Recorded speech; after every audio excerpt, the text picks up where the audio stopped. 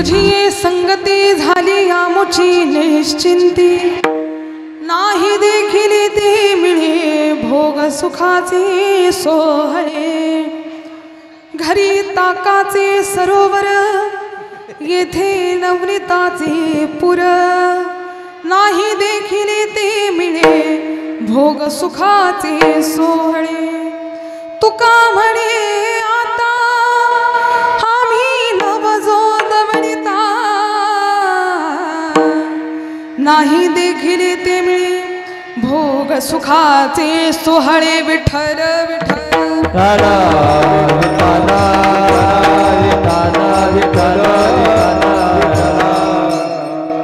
तुझी संगती झाली आमुची निश्चिंती, नाही देखील ते मिळे भोग सुखाचे सोहळे। प्रस्तुत सेवेकरता निवडलेला अभंग जगद्गुरु जगतवंदनीय वैराग्याचे मूर्तिमंत पुतळे असलेले वारकरी संप्रदायाचे महामेरू असलेले जगद्गुरु संत तुकोबारा यांचा 4 चरणांचा काला या प्रकरणातील अभंग आपल्या सर्वांच्या सेवेकरता निवडला आहे। विठ्ठल विठ्ठल विठ्ठल। कीर्तनाला सुरुवात करण्याच्या पूर्वी अल्पसा परिहार द्यायचा तो असा। श्री गुरुदेव दत्तांच्या जन्मोत्सवाच्या निमित्ताने अगणित वर्षापासून चालत आलेला हा अखंड हरिनाम सप्ताह आपल्या या कनेरगाव नाका गावामध्ये पार पडत आहे। या वर्षी सुद्धा निर्विघ्नपणे भगवंताच्या असीम कृपेने हा सप्ताह पार पडला। 8व्या दिवसाची काल्याची कीर्तनरूपी सेवा आपण सर्वांनी माझ्यासारख्या अल्पज्ञानी पामराच्या वाटेवर सुपूर्त केली, त्याबद्दल सर्वप्रथमतः जिजाऊ माता महिला मंडळ, ट्रस्टी मंडळ तसेच संपूर्ण ग्रामस्थांचे ऋण व्यक्त करते। विठ्ठल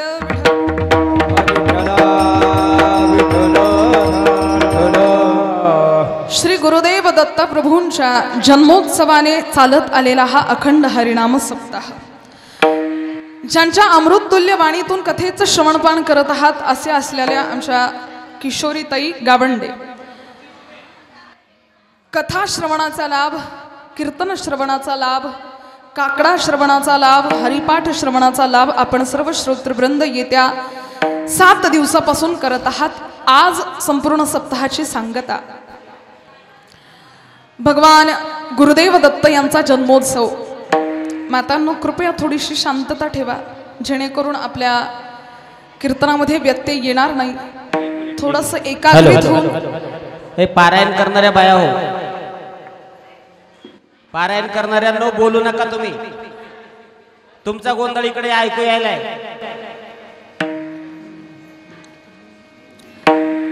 हा आता एवढी शांतता ठेवा। थोडं शांततेने गांभीर्याने ऐका, जेणेकरून मला सुद्धा बोलण्यासाठी व्यत्यय येणार नाही आणि अनुशासन आपल्या या कीर्तनामध्ये राहील। विठ्ठल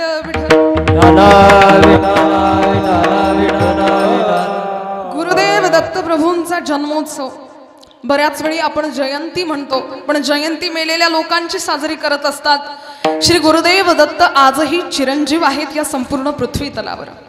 आजही कणाकणामध्ये गुरुदेव दत्त वास्तव्य करतात। दत्त म्हणजे प्रत्यक्ष, दत्त म्हणजे प्राकट्य, जे प्रत्यक्ष रूपाने आपल्या सर्वांमध्ये, तुम्हा आम्हामध्ये, या संपूर्ण त्रैलोक्याच्या कणाकणामध्ये दत्त गुरुराय वास्तव्य करतात। आणि त्यांच्या जन्मोत्सवानिमित्त अत्रेय ऋषी आणि अनुसया मातेचे ते पुत्र आहेत। जन्मोत्सव आपल्या सर्वांना माहिती आहे। श्री गुरुदेव दत्त म्हणजे 3ही देवांचं तत्व ज्यामध्ये सामावलेलं आहे, असे प्रत्यक्ष दत्त। विठ्ठल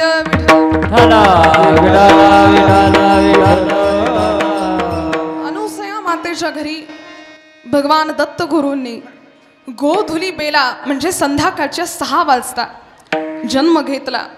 आपल्या सर्वांना माहिती आहे, एक दिवस 3ही माता चर्चा करत होत्या, सोबत डबा खात होत्या, सोबत बसलेल्या होत्या, त्यांची सुंदर अशी चर्चा सुरू आहे। मग तिथे थोडासा अहंकार आला आणि मातांमध्ये अशी चर्चा व्हायला लागली की मी सर्वात श्रेष्ठ पतिव्रता आहे, त्रैलोक्यामध्ये मीच सर्वात श्रेष्ठ आहे। 3घी जणी माता कोण होत्या? वाग्वदेवी म्हणजे सरस्वती माता, जिला ब्राह्मणी सुद्धा म्हटलं जातं, माता पार्वती आणि माता लक्ष्मी। माता लक्ष्मी म्हणते, अगं मी सर्वात श्रेष्ठ पतिव्रता आहे. मी माझ्या विष्णू भगवंताच्या चरणारविंदाजवळ नेहमीच वास्तव्य करते. माझ्या प्रभूचे मी चरण दावत असते, चरणांची सेवा करत असते. मी देवाचे चरण सोडून कुठे जात नाही. मी सर्वात श्रेष्ठ पतिव्रता आहे. माता पार्वती म्हणायला लागली, अगं तुम्हाला काय माहिती आहे, भगवान शिव मिळावे याच्यासाठी मी वनात जाऊन तपश्चर्या केली. हिवाळ्याच्या दिवसांमध्ये शिलाखंडावर बसून तपश्चर्या केली. उन्हाळ्याच्या दिवसामध्ये आजूबाजूने अग्नी प्रज्वलित केला, मध्यस्थ बसून तपश्चर्या केली. आणि पावसाळ्याच्या दिवसामध्ये पाण्याच्या धारेखाली बसून तपश्चर्या केली. तेव्हा कुठे जाऊन मला शिव मिळालेत. मी सर्वात श्रेष्ठ पतिव्रता आहे. वाग्देवी सुद्धा म्हणाली, तुम्हाला काय माहिती आहे, ब्रह्मदेव सृष्टी निर्मितीचं कार्य करतात आणि त्या निर्मितीसाठी बुद्धीची आवश्यकता असते. प्रतिक्षण मी माझ्या पतिदेवांना क्षणोक्षणी साथ देत असते. मी सर्वात श्रेष्ठ पतिव्रता आहे. तिघींमध्ये चर्चा, वादविवाद आता सुरुवात झाली होती. तितक्यात त्या ठिकाणी नारदजींची स्वारी आली. नारायण नारायण. नारदजींना पाहता बरोबर तिघींनी विचारलं, नारदा बरं झालं वेळेवर आलास, सांग बरं आम्हाला त्रैलोक्यामध्ये सर्वात श्रेष्ठ पतिव्रता कोण आहे? नारदजी म्हणाले, माता आता काय सांगू, खरं सांगू की खोटं सांगू? माता म्हणाली, खरं सांग. नाही म्हणे माता, खरं सांगायला काय नाही, पण खरं बोललं की सख्या मायला राग येतो म्हणे, बरोबर ना? आणि खोटं बोललं की पापाचं भागीदार व्हावं लागतं. काय करू, अडचणीत पडलो मी. सगळ्या माता म्हणतात, अरे काही राग येणार नाही, तू सांग सर्वात श्रेष्ठ पतिव्रता कोण आहे? नारदांनी सांगितलं, माता क्षमा करा, पण मला तरी असं वाटतं त्रैलोक्यामध्ये सर्वात श्रेष्ठ पतिव्रता म्हणजे माता अनुसया आहे, अत्री ऋषींची भार्या, सर्वात श्रेष्ठ पतिव्रता. तिघींनाही राग आला. घरी गेल्यात आणि सगळ्या देवतांना म्हणायला लागल्यात की जा अनुसयेचं सत्व हरण करून या, तेव्हाच आम्ही मानू, नाहीतर तसं आम्हाला मानल्या जाणार नाही की आम्हीच श्रेष्ठ आहोत म्हणून. तिन्ही देव बिचारे आता देवही होते तरी हात टेकवावे लागले. आपलं काही एवढं कौतुक नाही, देवालाही हात टेकवावे लागलेत त्या तिन्ही बायकांच्या समोर.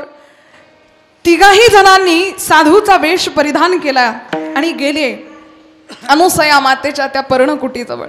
बघताय तर अगदी सुंदर वातावरण. श्रीमद भागवत महापुराणामध्ये खूप सुंदर असं त्याचं दिव्य स्वरूप मांडलेलं आहे व्यासनारायणांनी. इतकं सुंदर पक्षी त्या ठिकाणी कलरव करत आहेत. सगळीकडे आनंदी आनंद वातावरण आहेत. मातीचा मंद मंद सुगंध येत आहे. हंस त्या ठिकाणी विराजमान आहेत. एक एक पर्णकुटी आहे, प्रत्येकावर लिहिलेलं आहे. एका ठिकाणी अन्नसत्र लिहिलेलं आहे, एका ठिकाणी अन्नपूर्णा लिहिलेलं आहे. अनेको साधू ऋषींच्या पंगती त्या ठिकाणी बसतायत, उठतायत. सगळीकडे आनंदाचं वातावरण. एका ठिकाणी मात्र अत्री सदन असं लिहिलेली पर्णकुटी दिसली. तीनही देवांना कळलं की याच ठिकाणी माता अनुसया राहत असावी. तिघही जण गेलेत. ओम भवती भिक्षाम देही. माता अनुसया समक्ष आली आणि बघितलं तर एवढे सुंदर ऋषीवर साधूवर या ठिकाणी आलेत. आता माझ्याकडून यांचं यथेच्छ भोजन व्हावं, यांची तृप्तता व्हावी म्हणून मातेने तिघांनाही आतमध्ये बोलावलं. त्यानंतर स्वयंपाकाची तयारी केली आणि वाढणार इतक्या तीनही देवांनी सांगितलं की माता आम्ही असं ऐकलं तुझ्या इथे इच्छित भोजन मिळतं, आमची अशी इच्छा आहे, विवस्त्र होऊन वाढ. मातेच्या संपूर्ण अंगाला घाम आला, डोळ्यातून अश्रुधारा गळायला लागल्या. हे जगदीश्वरा, हे काय सत्व पाहतोयस? अरे पतिपरायण मी स्त्री, पतीच्या आज्ञेचं कधी उल्लंघन केलं नाही, स्वप्नातही परपुरुषाचं दर्शन घेतलं नाही आणि आता यांच्या समोर विवस्त्र व्हायचं. देवा सहाय्य हो. आतमध्ये धावत गेली, पतीच्या चरणारविंदाचं स्मरण केलं, हातामध्ये जल घेतलं. अत्री ऋषींची माता बोलायला लागली. अत्री ऋषी मात्र गंगा तीरावर बसून साधना करत होते. त्या ठिकाणावरून अत्रींनी सांगितलं, अनुसया चिंता करू नकोस, जा विवस्त्र होऊन त्यांना वाढ, काहीच होणार नाही. मातेने चरणारविंदाचं स्मरण केलं आणि जाऊन ते जल त्यांच्यावर सिंचन केल्याबरोबर तीनही देवांचे लहान लहान 6 महिन्याचे बाळ झालेत. आणि ते बाळ पाहता बरोबर मातेला अत्याधिक आनंद झाला. तीनही देवांना जवळ घेऊन माताने स्तनपान करवून दिलं. आता मात्र थोड्या वेळाने अत्री ऋषी त्या ठिकाणी आलेत. काही दिवस लोटलेत. त्या मुलांचं लालन पालन व्हायला लागलं. भगवान विष्णूचं नाव ठेवण्यात आलं दत्त, भगवान ब्रह्मदेवाचं नाव ठेवण्यात आलं चंद्रमा आणि भगवान सांब सदाशिवाचं नाव ठेवण्यात आलं दुर्वासा. नामकरण झालं, लालन पालन सुरू झालं, अगदी लाड त्या ठिकाणी सुरू झाले. आता मात्र तीनही देवींना चिंता पडली की आमचे पतिदेव गेले होते, अजून का आले नाही. तिघीही जणी गेलेत अनुसयाच्या घरी. अनुसया मातेच्या तिथे जाऊन आता मात्र विनवणी केली, अनुसये आमचे पतिदेव आम्हाला परत कर. माता म्हणाली जा पाळण्यामध्ये झोपलेले आहेत तिघांना घेऊन या. पार्वती माता गेली. पार्वती मातेने जरा कमरेला पदरच खोचला. म्हणे आत्ता मी जाऊन माझा पती आणते. आतमध्ये गेली आणि ब्रह्मदेवाला उचललं आणि बाहेर आली. हे बघ म्हणे माझे सांब सदाशिव. तिकडून लक्ष्मी माता म्हणायला लागली रॉंग नंबर लागला, हा तुझावाला नाहीये. पुन्हा माता पार्वती थोडीशी खजील झाली. बघितलं, ठेवून दिलं. आता तीनही माता उदास झाल्या आणि आता मात्र गर्वहरण झालं. त्या अनुसया मातेला म्हणतायत माते क्षमा कर, तुझ्यासारखी श्रेष्ठ पतिव्रता या त्रैलोक्यामध्ये कोणी नाही, आज आम्ही जाणलं, पण आता मात्र आमचे पतिदेव आम्हाला परत कर. पुन्हा मातेने जलसिंचन केलं. तीनही बाळ मोठे साक्षात त्यांच्या स्वरूपामध्ये विराजमान झाले. तिघांनाही पाहता बरोबर इकडे अत्री ऋषींना आनंद झाला. पण आता अत्री ऋषी म्हणतायत भगवंता आतापर्यंत एवढं प्रेम दिलं, आता मात्र आम्हाला सोडून जाऊ नका. त्यावेळी भगवान विष्णूने सांगितलं की आमचं तीनही देवांचं तत्व दत्त स्वरूपामध्ये आम्ही विराजमान करतो, तेज आम्ही विराजमान करतो, स्थापित करतो, पण आम्हाला आता मात्र आमच्या कार्याला निघू द्यात. म्हणून त्या ठिकाणी दत्त या स्वरूपामध्ये या तत्वामध्ये सर्वांचं तेज एकीभूत झालं. तिन्ही देव निघून गेले. दत्त भगवंताचं त्या ठिकाणी प्राकट्य झालं. 6 वाजताची वेळ, गोधुली बेला ज्यावेळीस होती त्यावेळी 3 शिरे 6 हात तया माझा दंडवत असं म्हणून दत्त गुरुराय त्या ठिकाणी प्रकट झालेत. गुरुदेव दत्त भगवान की. आपला सप्ताह त्यांच्या जन्मोत्सवाच्या निमित्ताने, म्हणून सर्वजण हाताने टाळी आणि मुखाने नाम घ्यायचंय. दत्ता दिगंबराया हो सावळ्या मला भेट द्या हो. दत्ता दिगंबराया हात उठा के सावळ्या मला भेट द्या हो. दत्ता दिगंबराया हो सावळ्या मला भेट द्या हो. दत्ता दिगंबराया हो सावळ्या मला भेट द्या हो. सावळ्या मला भेट द्या हो. मला भेट द्या हो. सावळ्या मला भेट द्या हो. सावळ्या मला भेट द्या हो. दत्ता दिगंबराया हो सावळ्या मला भेट द्या हो. आ, दत्ता दिगंबराया हो सावळ्या मला भेट द्या हो. दिगंबरा दिगंबरा श्रीपाद वल्लभ दिगंबरा. आ, दिगंबरा दिगंबरा श्रीपद वल्लभ दिगंबरा. दिगंबरा दिगंबरा श्रीपाद वल्लभ दिगंबरा. आ, दिगंबरा दिगंबरा श्रीपद वल्लभ दिगंबरा. दिगंबरा दिगंबरा श्रीपाद वल्लभ दिगंबरा. आ, दिगंबरा दिगंबरा श्रीपद वल्लभ दिगंबरा. गुरुदेव दत्त भगवान की. दिगंबर अवस्थेमध्ये श्री गुरुदेव दत्त आहेत. आजूबाजूला त्यांची कुत्रे आहेत, मागे गौमाता आहेत, 3 शिरे आहेत, 6 हात आहे, पण पाय 2च आहे. कारण एकाच तत्वामध्ये ब्रह्मा विष्णू आणि महेश्वर सामोरी बसले. मलाही दत्त गुरु दिसले. मलाही दत्त गुरु दिसले.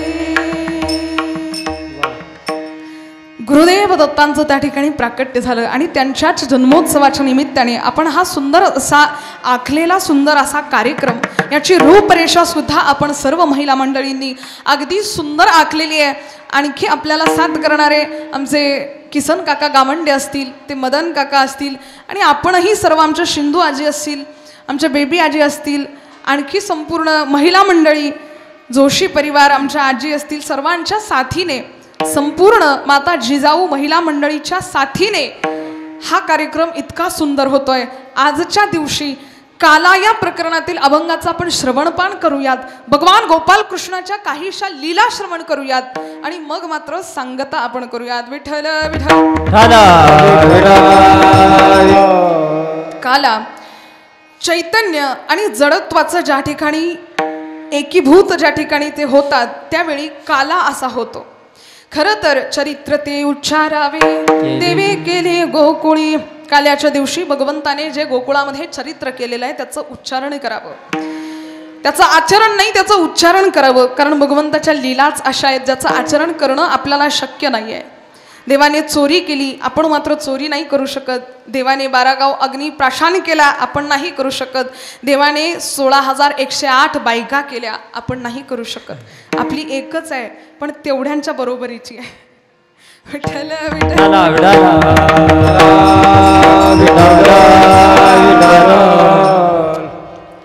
मी कालच एका ठिकाणी वाचलं, महिला मंडळी काय करतात, थोड़ी तबीयत खराब थी, कोई दवा न ताबीज काम आया. थोड़ी तबीयत खराब थी, कोई दवा न ताबीज काम आया, फोन करके पति से थोड़ा लड़ी, तब जाके आराम आया. असा महिला मंडळींचा स्वभाव असतो.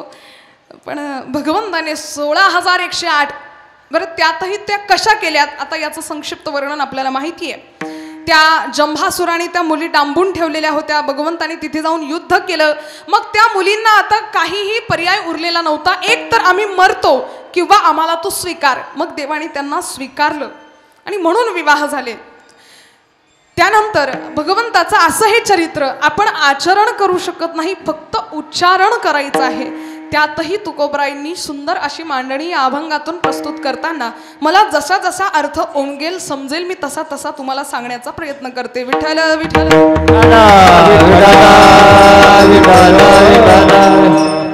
अभंगामध्ये तुकोबरायांनी संगती असं म्हटलेलं आहे. तुझी ये संगती झाली आमुची निश्चिंती. कान देऊ नये का? तुकोबराया भगवंताच्या संगतीचं महत्व सांगतायत आणि हेच महत्व इकडे गोकुळवासियांना सुद्धा कळालेलं आहे. कारण यांची संगती ज्यावेळी भगवान कृष्णासोबत झाली त्यावेळी काय झालं, जयती ते धिकम जन्मना व्रज श्रयत इंदिरा सश्वदत्रही. ज्यावेळी गोकुळामध्ये भगवंताचं प्राकट्य झालं त्यावेळी श्रयत इंदिरा सश्वदत्रही, जणू काही लक्ष्मी मातेचं वास्तव्य आमच्या गोकुळामध्ये व्हायला लागलं. देवा तुझी ये संगती, तू जर आला नसतास, तू जर आम्हाला जवळ केलं नसतंस तर कदाचित या गोकुळामध्ये आनंद निर्माण झाला नसता. ज्या ठिकाणी भगवंताचं वास्तव्य आहे त्या ठिकाणी आनंदाला पारावार नसतो. म्हणून आपण भगवंताचा जन्म झाला की म्हणतो नंद घरानंद भयो जय कन्हैया लाल की. नंद भयो नंद भयो जय कन्हैया लाल की. जय हो नंद लाल की. जय कन्हैया लाल की. जय हो नंद लाल की. जय कन्हैया लाल की. जय हो नंद लाल की. जय कन्हैया लाल की. जय कन्हैया लाल की. नंद घरानंद भयो जय कन्हैया लाल की. नंद भयो जय कन्हैया लाल की. नंद घरानंद भयो जय कन्हैया लाल की. ओ नंद भयो जय कन्हैया लाल की. गोकुळामध्ये इतका आनंदी आनंद आहे. ज्यावेळी भगवंताचा जन्म झाला सगळे सख्या म्हणायला लागल्या, ज्वानन को लड्डू पेढा बूढन को लापसी. नंद घरानंद भयो जय कन्हैया लाल की. गौर से सुनिएगा जरा, वो कहती है ज्वानन को लड्डू पेढा और बूढन को लापसी. म्हणजे लाडू पेढा दाताने चावल्या जात नाही म्हणून म्हाताऱ्या लोकांना लापसी देण्यात आली आणि जवानांनी लड्डू पेढा खाल्ला. थोडंसं हास्यात्मक व्यंग त्याच्यामध्ये आहे. पण भगवंताचा जन्मोत्सव ज्यावेळी गोकुळामध्ये झाला, खरं सांगायचं तर असंख्य वर्ष भगवंताचा जन्मोत्सव चालत राहिला. आदरणीय प्रातस्मरणीय डोंगरेजी बाबा म्हणतात, भगवान श्रीकृष्णाचा जन्मोत्सव प्रत्येक जीवाने सकाळी ब्रह्ममुहूर्तावर आपल्या घरी सुद्धा साजरा करावा. ब्रह्ममुहूर्तावर भगवंतावर गुलालाची उधळण करावी आणि नंद घरानंद भयो जय कन्हैया लाल की अशा स्वरामध्ये राग गायन करावं, आनंद लुटावा. त्याच्या घरामध्ये कधीच दुःख येत नाही, नेहमी आनंदाचं वास्तव्य असतं. विठ्ठल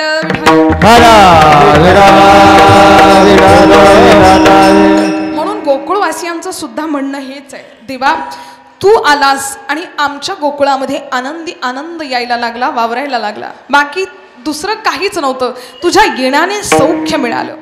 म्हणून संगती तुकोबरायांनी शब्द वापरला, तुझी ये संगती.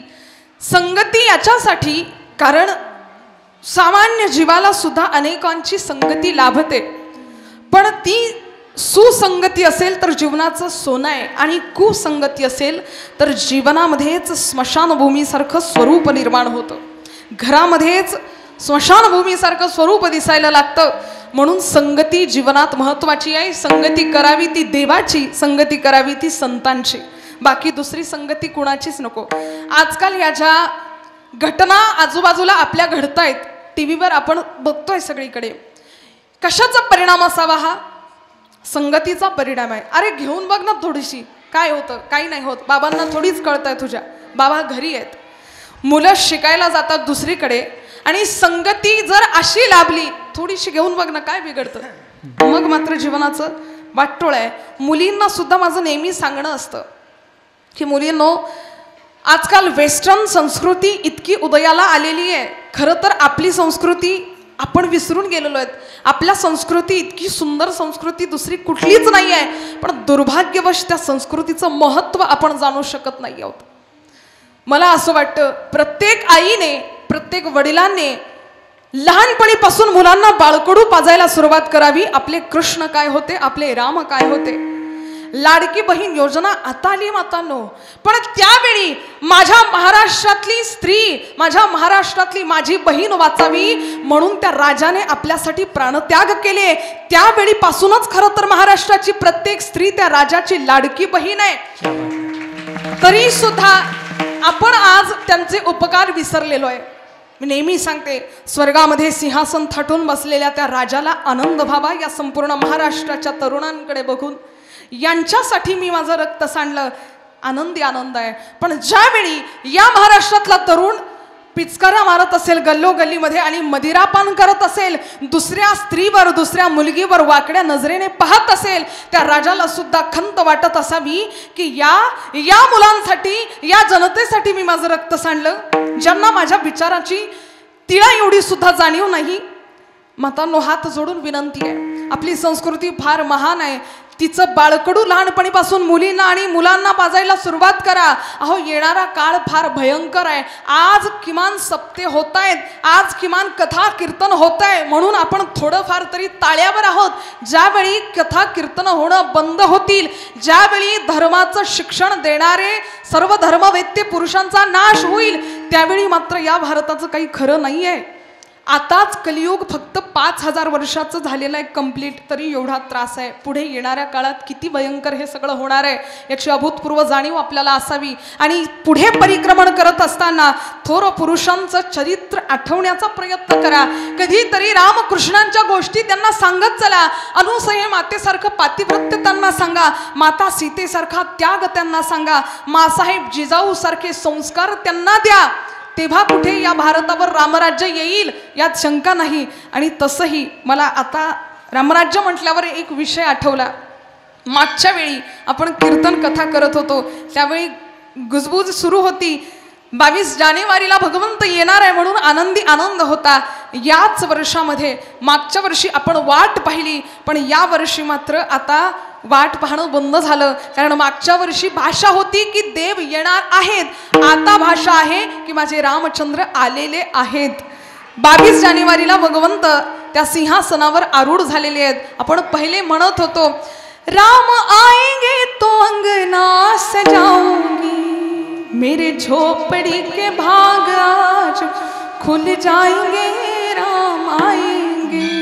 या वर्षी म्हणावंसं वाटतं, मेरी झोपड़ी के भाग आज खुल जाएंगे, राम आए हैं, राम आए हैं, राम आए हैं.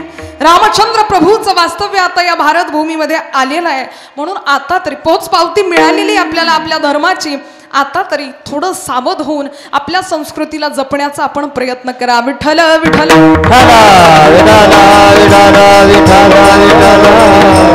कठीण काहीच नाहीये. आपल्या स्वतःच्या धर्माची जाणीव जर आपल्याला असेल ना, तर हे जग सुद्धा झुकायला तयार आहे. एक राजा आणि एक प्रधान, त्याचा जो सेवक आहे, दोघही जण निघालेत मॉर्निंग वॉकसाठी, बाहेर फिरण्यासाठी. ऐकताय ना मातांनो? फिरण्यासाठी निघालेत. एका ठिकाणी हा जो प्रधानजी आहे तो थोडासा कमरेतून खाली झुकला आणि एक सुंदर असं रोपटं, माता तुलसीचं रोपटं त्या ठिकाणी होतं आणि झुकून त्याला नमस्कार केला.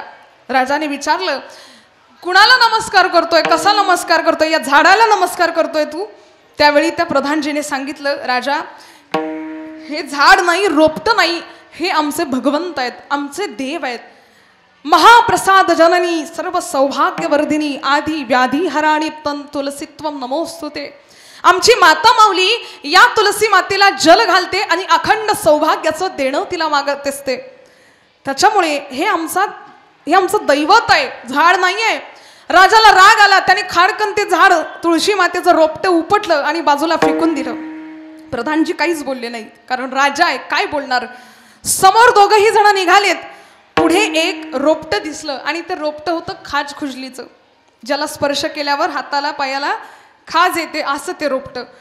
तिथे गेलेत आणि आता प्रधानजीने साष्टांग नमस्कार घातला. राजा म्हणाला, अरे फिर से प्रणाम कर रहा है, काय आहे त्या रोपट्याला पुन्हा प्रणाम करतोयस?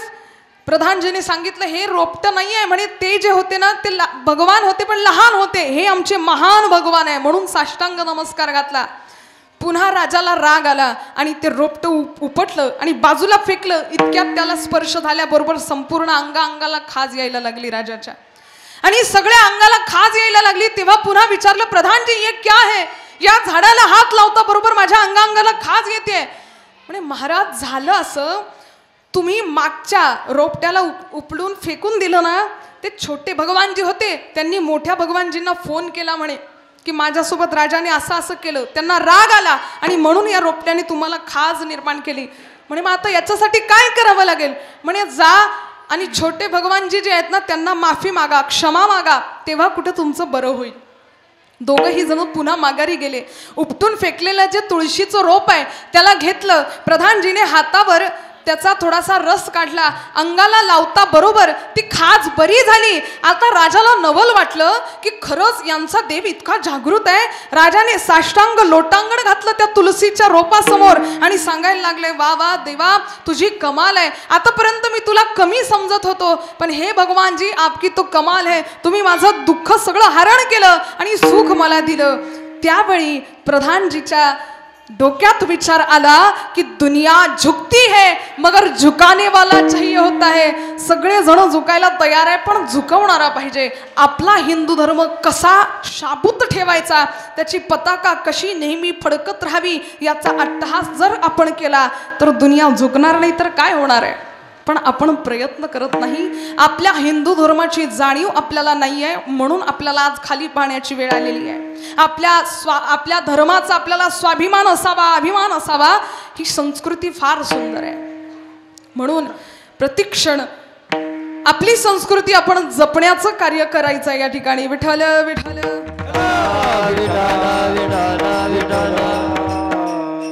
आणि ही संस्कृती जपताना संगतीचं मात्र ध्यान ठेवायचं आहे. संगती कशी मिळते? कान देऊ नये का मातांनो. नेवासा माऊली ज्ञानोबारायांनी जिथे खांबाला टेकून ज्ञानेश्वरी सांगावी आणि सच्चिदानंद बाबांनी लिहावी. कान देऊ नये का? फार सुंदर विषय. ज्या खांबाला ज्ञानोबाराया टेकून बसलेत, म्हणजे ज्या खांबाला ज्ञानोबारायांनी पाठ लावली, त्या खांबाचं मंदिर बनलं. तुम्ही नेवासाला गेलात का कधी? नसाल गेला तर जाऊन बघा. सगळीकडे मंदिरांमध्ये देवाची मूर्ती दिसते, पण नेवासाला मात्र खांबाचं मंदिर आहे. एक खांब आहे त्या ठिकाणी, ज्याला टेकून माऊली ज्ञानोबाराया बसलेले होते. मग कान देऊ नये का? ज्या खांबाला ज्ञानोबाराया टेकून बसले त्या खांबाचं मंदिर झालं. त्या ज्ञानोबारायांच्या डोळ्यासमोर जर आपण गेलो तर आपला किती उद्धार होईल, किती भगवंत आपल्यावर कृपा करेल. ज्ञानोबाराया कृपा करतील. अहो, आंधळ्याला सुद्धा उमगावी, आंधळ्याच्या सुद्धा मुखोद्गत व्हावी, अशा ज्ञानेश्वरीचं सामर्थ्य आहे. म्हणून संगती महत्वाची आहे. त्या खांबाची संगती, ज्ञानोबारायांचा संग खांबाला लागला आणि त्या खांबाचं मंदिर बनलं. अशीच संगती ज्यावेळेस भगवंताची, संतांची आपल्याला मिळते, त्यावेळी जीवाला निश्चिंतता प्राप्त होते. अभंगाच्या पहिल्या चरणामध्ये तुझी संगती, तुझी संगती, तुझी संगती, तुझी संगती, संगती,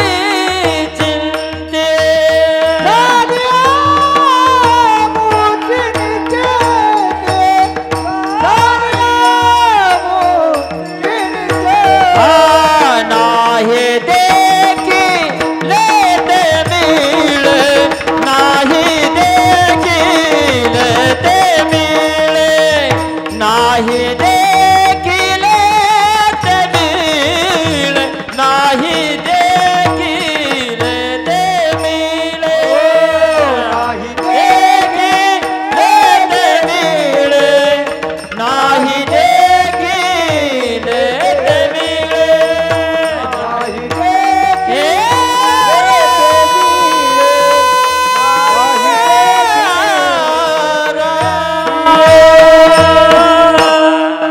तुझी ये संगती झाली आमुची निश्चिंती. तुझी संगत मिळाली देवा आणि आम्हाला निश्चिंतता प्राप्त झाली, समाधान असं जीवनाला प्राप्त झालं. नाहीतर एरवी तरी जगामध्ये समाधान मिळेल असं कुठलंच ठिकाण नाही, पण भगवत धाम भगवत चरण एकमात्र असं ठिकाण आहे. जाऊ देवाची गावा देव देईल विसावा. तिथे गेल्यानंतर विसावा मिळतो, तिथे गेल्यानंतर निश्चिंती मिळते. गोकुळवासियांचं सुद्धा हेच म्हणणं आहे, देवा तुझं वास्तव्य झालं आणि आनंदाला पारावार उरला नाही, आनंदी आनंद असा आमच्या जीवनामध्ये आला. बघा गोकुळामध्ये भगवंताने असंख्य लीला केल्यात. किती लीला केल्यात? अगणित लीला केल्यात. चोऱ्या केल्या, खोड्या केल्या, कुणाचं वासरू सोडून द्यायचं, कुणाची मटकी फोडायची, कुणाचं काही. एवढंच नाही, आघाबा घारीठा मारिले बाळपणी, आघाबा घारीठा मारिले बाळपणी, आघाबा घारीठा मारिले बाळपणी, आघाबा घारीठा मारिले बाळपणी, आघाबा घारीठा मारिले बाळपणी, आघाबा घारीठा मारिले बाळपणी, आघाबा मारिले बाळपणी, आघाबा मारिले बाळपणी. अवघी दैत्य खानी बुडविली, अवघी दैत्य खानी बुडविली, बुडवली आणि बुडवली, अवघी दैत्य खानी बुडविली, अवघी दैत्य खानी बुडविली, अवघी दैत्य खानी बुडवली, अवघी दैत्य खानी बुडवली. आघाबा घारीठा मारिले बाळपणी, आघाबा घारीठा मारिले बाळपणी, आघाबा घारीठा मारिले बाळपणी, आघाबा घारीठा मारिले बाळपणी. आघाबा घारीठा मारिले बाळपणी, अवघी दैत्य खानी उडवली. सगळ्या लीला केल्यात, दैत्यांना मारण्याचं काम केलं, शौर्य लीला केल्यात, सगळ्या लीला केल्यात. अशामध्ये भगवंताचं गुणानुवादन संतांनी खरं तर खूप केलेलं आहे. काय करायचे भगवंत? लहान लहान लहान मुले घेऊन, लहान लहान लहान मुले घेऊन, खोड्या करी खोड्या करी खोड्या करी खोड्या करी खोड्या करी खोड्या करी मन मोहन, मन मोहन मोहन मोहन मोहन मोहन, खोड्या करी मन मोहन. लहान लहान लहान मुले घेऊन, लहान लहान लहान लहान मुले घेऊन, खोड्या करी खोड्या करी खोड्या करी खोड्या करी खोड्या करी मन मोहन, मन मोहन मोहन मोहन मोहन, खोड्या करी मन मोहन.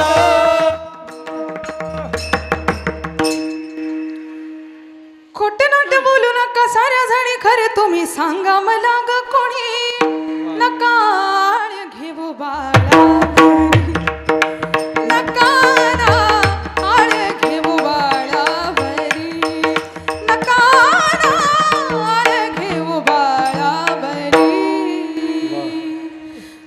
खोटं नाटं बोलू नका साऱ्या जणी, तुम्ही खरं सांगा मला ग कोणी.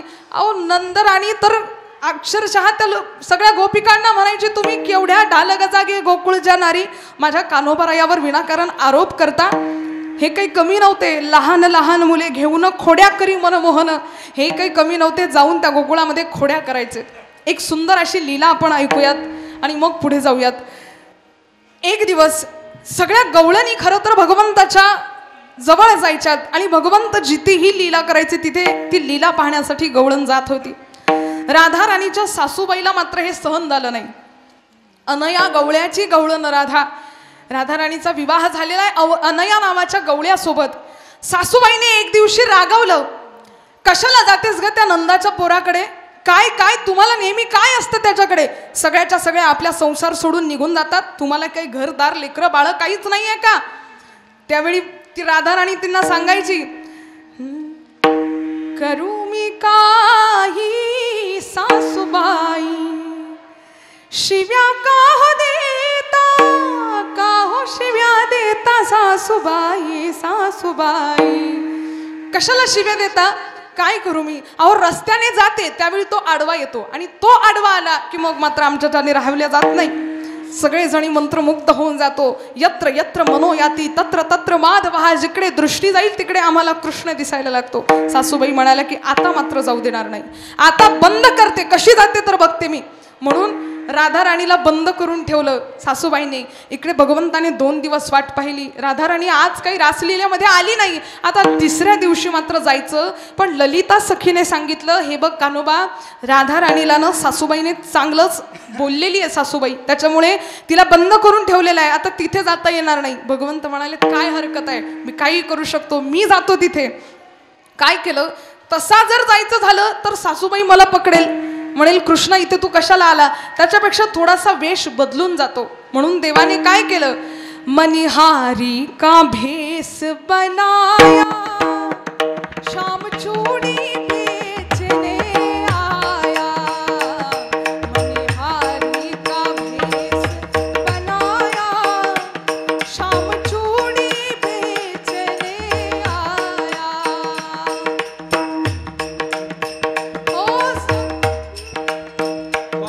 ललिता से कही राधा ने सुनी, राधा ने सुनी.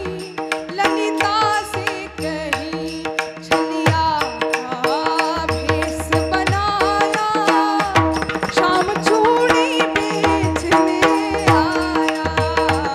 मनिहारी का भेस बनाया, शाम चूड़ी बेचने आया. ज्यावेळी भगवंत मनिहारी का भेस बनाया असं गाठोडं घेतलं, झोली खानी धरी उनमें चूड़ी भरी, छलिया का भेस बनाया, शाम चूड़ी बेचने आया. ललिता सखीने आवाज दिला, अगं राधा राणी, तुला बांगडी घ्यायची असेल तर बाहेर ये. राधा राणी बाहेर आली आणि हा मात्र वेगळाच वेशामध्ये आहे. राधा राणीला काही सुरुवातीला ओळखू नाही आला. पण ज्यावेळी या छलियाने, या बांगडीवाल्याने विचारलं, बताइए आपको कौन से रंग की चूड़ी पहननी है. तब राधा रानी कहने लगी, चूड़ी लाल नहीं पहनू, चूड़ी हरी नहीं पहनू, मोहे शाम रंग है भाया, शाम चूड़ी बेचने आया. मला लाल रंगाचा नको, हिरव्या रंगाचा चुडा नको, मला तर कृष्ण रंग आवडतो, त्याच्या रंगाचा चुडा असेल तर माझ्या हातात भरा. आणि खरंच आहे मातांनो, जगामध्ये असंख्य रंग आहेत, पण जो पांडुरंगाच्या रंगामध्ये नाहतो, जो कृष्ण रंगामध्ये नाहतो, त्याला पुन्हा या रंगामध्ये नाहण्याची गरजच पडत नाही.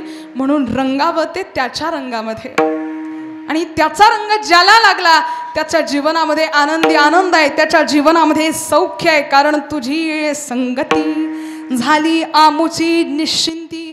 मग त्याच्या रंगामध्ये रंगून गेल्यानंतर काय होतं, जे कधी डोळ्याने पाहिलं नाही ते सुद्धा दिसायला लागतं अभंगाच्या 2ऱ्या चरणामध्ये. नाही देखिले ते मिळे, नाही देखिले ते मिळे, नाही देखिले ते मिळे, नाही देखिले ते मिळे, नाही देखिले ते मिळे, नाही देखिले ते मिळे, देखिले ते मिळे.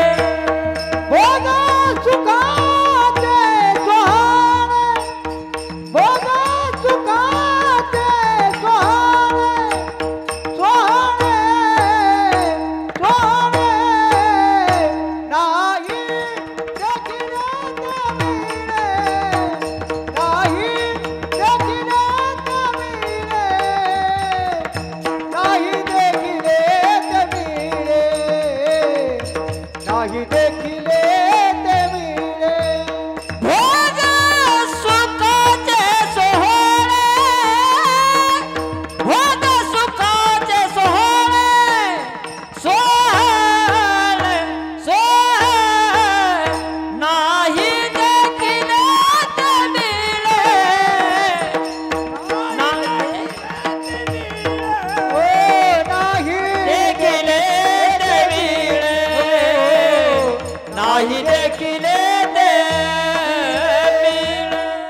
त्याच्या संगतीमध्ये जो जातो त्याला मात्र जे कधी पाहिलं नाही, जे कधी अनुभवलं नाही, त्याचा प्रत्यक्ष अनुभव त्या ठिकाणी यायला लागतो. गोपिका सुद्धा भगवंताच्या संगतीमध्ये नाहून गेलेल्या आहेत. त्यामुळे कधी ना मिळालेलं सौख्य आज गोपिकांच्या दारासमोर वास्तव्य करतंय, गोपिकांच्या समक्ष वास्तव्य करतंय. गोपिकांचा भाव इतका सुंदर होता. मैं तो सुध बुध खोई तेरे प्यार में, सब कुछ भूल गई तेरे संसार में. जोत जगा दे प्रीत लगा दे, जोत जगा दे प्रीत लगा दे, गले से लगा दे मुरली बारे ओ बंसी बारे, मुरली बारे ओ बंसी बारे, मुरली वाले ओ बंसी वाले, मुरली वाले ओ बंसी वाले. वो तो राधा हो गई बदनाम रे, वो तो राधा हो गई बदनाम रे, तेरे बिन हो गया मन मेरा बाबरा रे, तेरे बिन हो गया मन मेरा बाबरा रे.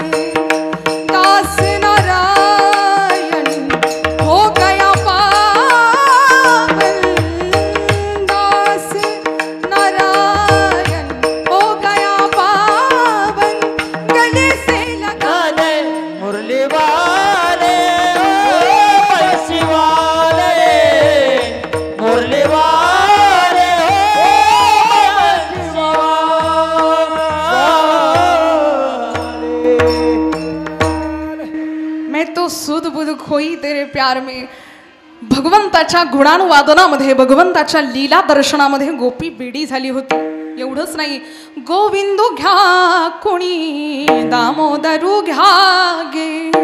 दही दूध तूप लोणी ज्यावेळी विकण्यासाठी मथुरेला गवळण जायची, त्यावेळी गोविंद घ्या, गोपाल घ्या, कृष्ण घ्या, गिरीधर घ्या, नटवर घ्या, असं एक एक भगवंताचं नाव घेऊन त्याची विक्री त्या ठिकाणी करायची.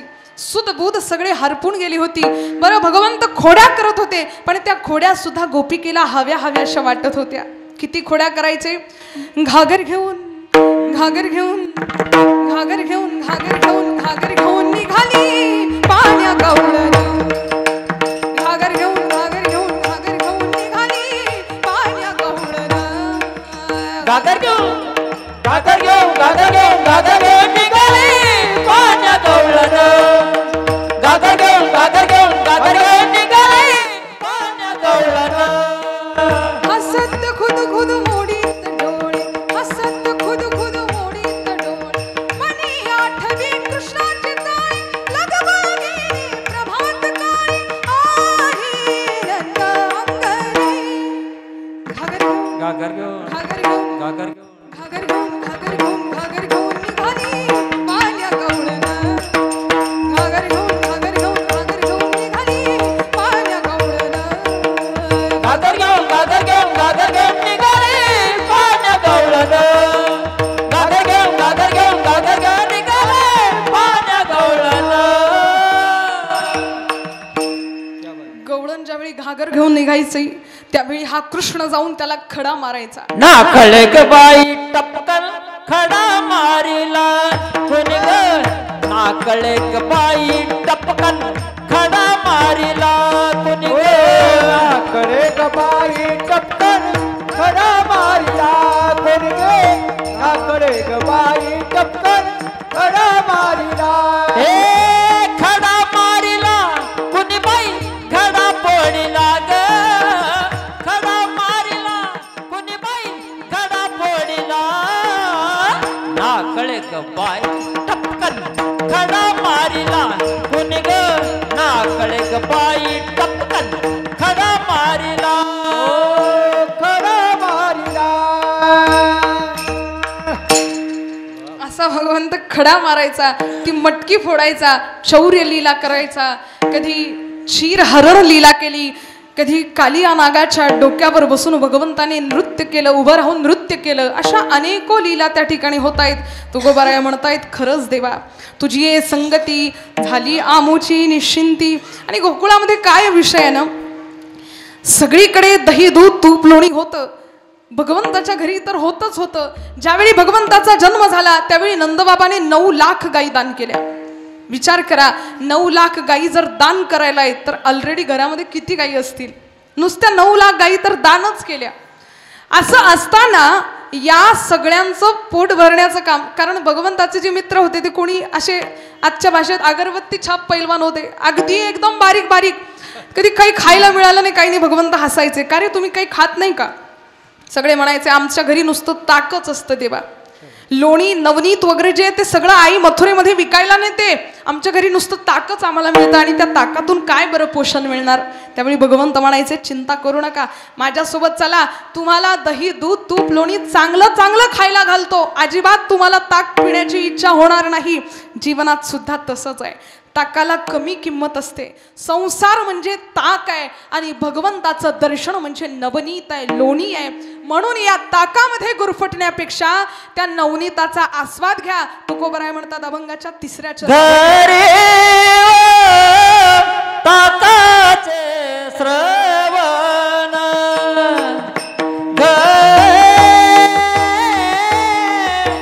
ताकाचे पुर,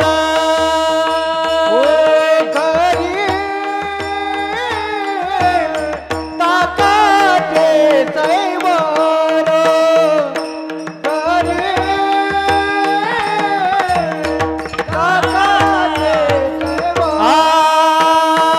येते नवनीताचे पुर, येते रे नवनीताचे पुर, येते नवनीताचे पुर, येते नवनीताचे पुर. खरी ताकाचे श्रवण, खरी ताकाचे श्रवण, हे खरी ताकाचे श्रवण नाही देखील ते मिळे, नाही रे देखील ते मिळे. ताकाचे श्रवण, खरी ताकाचे श्रवण, खरी ताकाचे श्रवण नाही देखील ते मिळे, नाही देखील. हे कृष्ण रे राम, खरी ताकाचे सरोवर, येथे नवनीताचे पूर. कान देऊ नाही का? घरी ताकाचं फक्त आणि फक्त सरोवर आहे. म्हणजे संसारामध्ये आपण जितक्या तन्मयतेने आत्मीयतेने संसार करतो ते फक्त एक छोटंसं डबकं सरोवर आहे. पण भगवंताच्या द्वारावर पूर वाहतात, ओसंडून पूर वाहतात. कशाचे? नवनीताचे पूर, म्हणजेच कृपेचे पूर. त्याच्या दरबारामध्ये जो सर्वस्वीपणाने शरण जातो, समर्पित भावना ठेवतो, त्याच्यावर भगवंताचे कृपेचे पूर वाहतात, नवनीताचे पूर वाहतात. संसारामध्ये मात्र ताक आहे, म्हणजे काही एवढं विशेष नाही आहे. दुःख बांधवडी आहे हा संसार, सुखाचा विचार नाही कोठे. दुःख बांधवडी आहे हा संसार. संसारामध्ये सगळीकडे दुःखच दुःख आहे, पण तरी या संसारातून थोडाफार का होईना वेळ काढून परमार्थ करावा, भगवत चिंतन करावं, त्याच्यावर भगवंताची असीम कृपा होते. त्याची कृपा प्राप्त करण्यासाठी 2 मिनिटं भजन करूयात. विठोबा रखुमाई ढोबार कुमाई ढोबार कुमाई ढोबार कुमाई ढोबार कुमाई ढोबार कुमाई ढोबार कुमाई ढोबा ढोबा ढोबा ढोबा ढोबा ढोबा.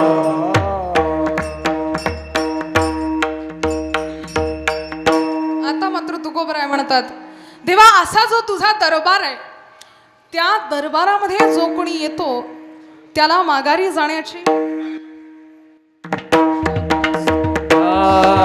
विठाला विठाला विठाला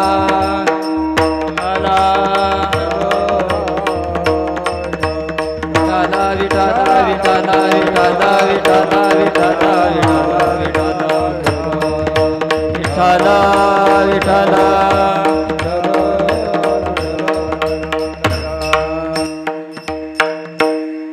आदरणीय पाहुण्यांचं आगमन या ठिकाणी झालेलं आहे. सर्वांनी जोरदार टाळ्यांनी त्यांचं स्वागत आपण सर्वजण करूयात.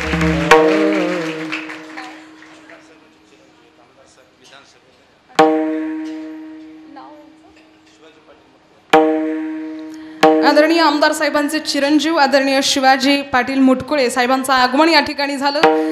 सर्वजण पुन्हा एकदा जोरदार टाळ्यांनी त्यांचं स्वागत आपण करूयात. आपण श्रवणपान करत होतो. अगदी थोडा वेळच आपल्याला श्रवण करायचं, त्यानंतर समारोपाकडे आपण वळणार आहोत. तत्पूर्वी आपण ऐकत होतो तुकोबराय यांचा सुंदर असा अभंग. तुझी ये संगती झाली आमुची निश्चिंती, नाही देखील ते मिळे भोग सुखाचे सोहळे. जे काही संसारात उपभोगायला मिळत नाही देवा, ते तुझ्या चरणारविंदावर आल्यावर सहज प्राप्त होतं. आणि ते ज्यावेळी प्राप्त होतं त्यावेळी पुनश्च या संसारामध्ये आमची वृत्ती वळत नाही. तुकोबराय म्हणतात, संसारामध्ये फक्त सरोवर असतं ताकाचं, पण तुझ्या चरणारविंदावर मात्र लोण्याचे पूर वाहतात, नवनीताचे पूर वाहतात, कृपेचे पूर वाहतात. आणि ते ज्यांना भेटले ते पुन्हा वळत नाही. विठ्ठल विठ्ठल म्हणून क्षणोक्षणी संगती त्याची असावी. कान देऊन ऐका मातांनो, जब किसी के साथ हो तो कृष्ण की बात किया करो. गौर से सुनिएगा, जब किसी के साथ हो तो कृष्ण की बात किया करो, और जब एकांत में हो तो कृष्ण से बात किया करो. ज्यावेळी संगतीत असाल त्यावेळी त्याचं चिंतन व्हावं, आणि ज्यावेळी एकांतात असाल त्यावेळी त्याच्याशी चिंतन व्हावं, त्याच्याशी बोलणं व्हावं, असा भक्ताचा स्वभाव असावा. म्हणून तुकोबराय म्हणतात, देवाची संगती फार महत्वाची आहे. आध्यात्मिकता जीवनामध्ये असल्याशिवाय जीवन कृतकृत्य होत नाही. नास्तिकपणाने जर जीवन जगण्याचा प्रयत्न केला तर भगवंत सहाय्य होत नाही, समाधान जीवनाला मिळत नाही. मी तुम्हाला कालही बोलले की जायचं एकाच ठिकाणी आहे, पण आपल्याला चांगल्या मार्गाने जायचं आहे. गळ्यामध्ये तुळशीची पवित्र माळ घालायची आहे, गोपीचंदनाचं ऊर्ध्वपुंड्र आपल्या मस्तिष्कावर धारण करायचं आहे. आणि हे ज्यावेळी आध्यात्मिक गुण, आध्यात्मिक चिन्ह, आध्यात्मिक व्रतवैकल्य, आध्यात्मिक चर्चा आपल्या जीवनामध्ये असेल त्यावेळी जीवनाचं सोनं होईल. आणि भगवंत काय करेल, माझा भक्त देखोनिया यम काळ जाती सांडोनिया, आणि त्यासी मी विमानी बैसोनिया आपण पहिले तसे. भगवंत म्हणतात, असा जो भक्त आहे त्याला मी स्वतः धारण करून विमानात बसून माझ्या स्वधामाला नेतो, यात अजिबात शंका नाही. म्हणून प्रतिक्षण भगवत चर्चा, भगवत संगती आपल्याकडून व्हायला हवी. विठ्ठल विठ्ठल.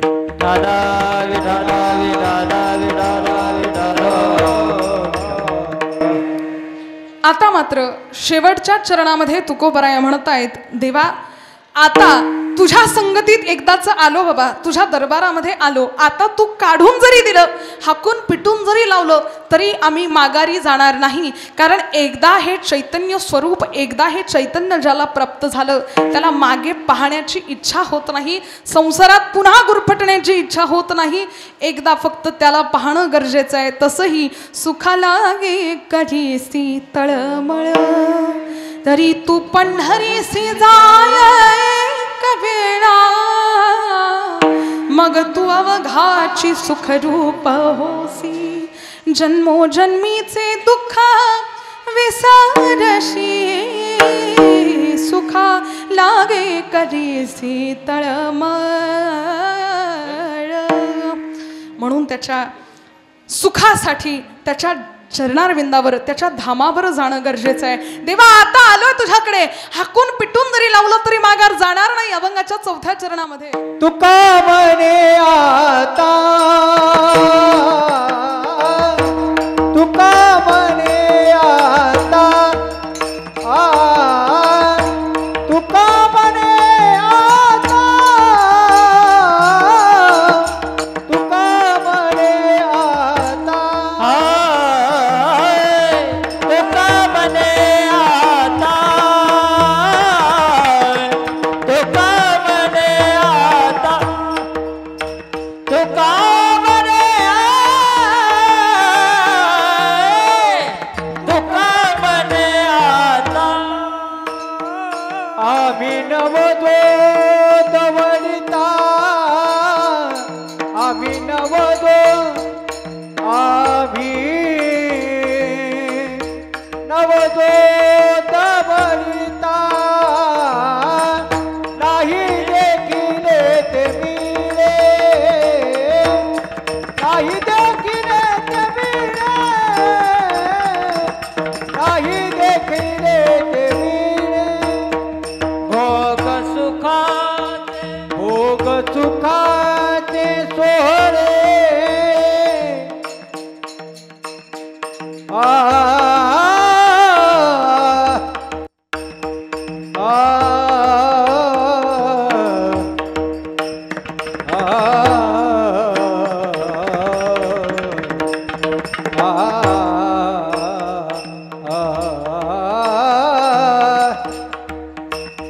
भोग सुखाचे सोहळे, सोहळे, सोहळे.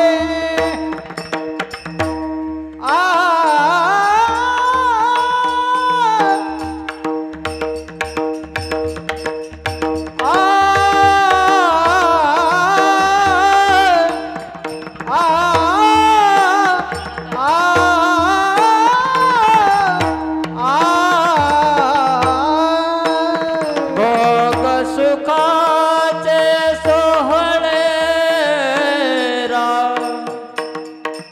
हॅलो हे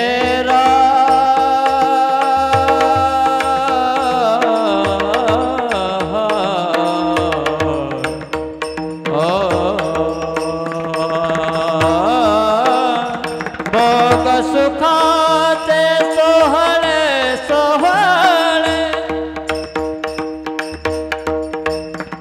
आहा हो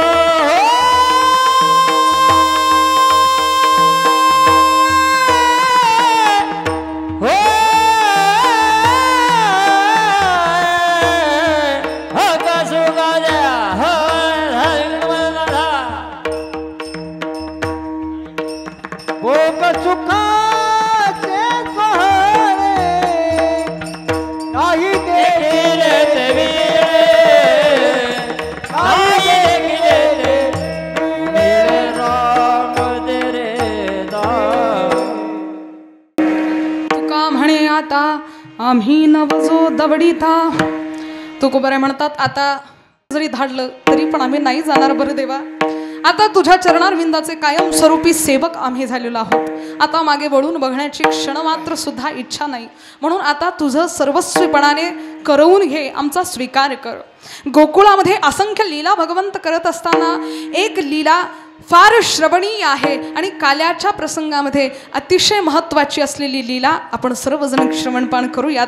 एक दिवस भगवंत सर्व सवंगड्यांना मिळून वनामध्ये गौचारण करण्यासाठी गेले असताना यमुना मातेच्या तीरावर भगवंत सुंदर वंशी वादन करतायत. सर्वजण मंत्रमुग्ध झाले. दुपारची माध्यानाची वेळ झाली. आता मात्र भूक लागली म्हणून सगळे म्हणतायत, आता कान्होबा जरा शिदोरी उघड आणि आता आपण जेवण करूयात, शिदोरी खाऊयात. भगवंत म्हणाले, ठीक आहे, मी शिदोरी उघडेल, पण माझी एक अट आहे. माझ्यासारखी शिदोरी जर तुमची असेल तरच माझ्यासोबत बसायचं. आता भगवंताची शिदोरी कशी होती? पंचपक्वान्नाची सुंदर अशी शिदोरी.